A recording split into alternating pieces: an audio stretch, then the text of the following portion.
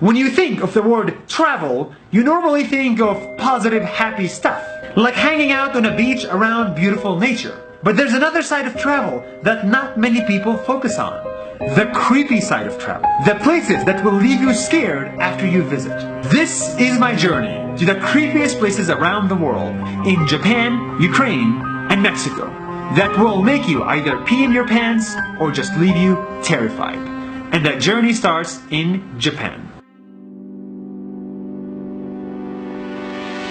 Japan is a near-perfect country. It has beautiful nature, order, wealth, and culture. It is the perfect place to live. Hello from Japan! But for many here, it's also the perfect place to die.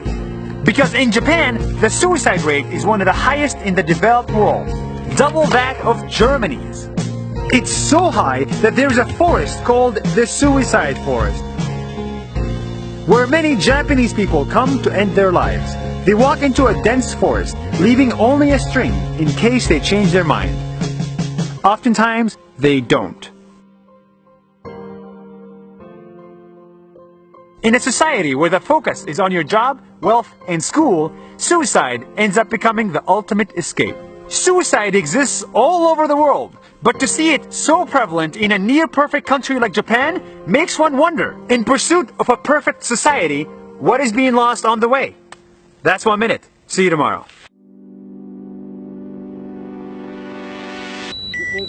Hear that? That's the sound of Chernobyl, right behind me. 30 years ago, an explosion at a nuclear facility in Chernobyl rattled this area and basically produced a shit ton of radiation. Don't leave me here! All 50,000 people were evacuated in 3 hours and left everything behind. The schools, the books, the classrooms. 30 years of untouched material.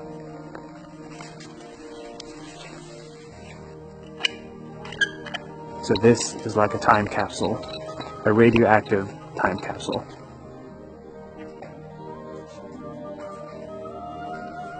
Это Чернобыль, это 1 минута. Увидимся завтра. What you see behind me are hundreds of creepy-looking dolls hung on a tiny island in the middle of nowhere. The dolls look scary, and how they got here is even scarier.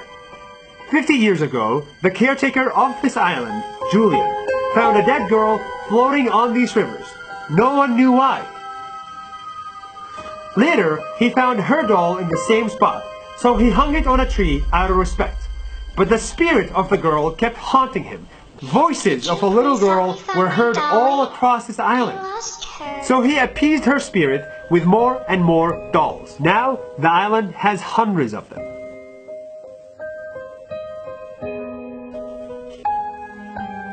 But 50 years later, Julian was found dead himself, in the exact same spot he found the little girl.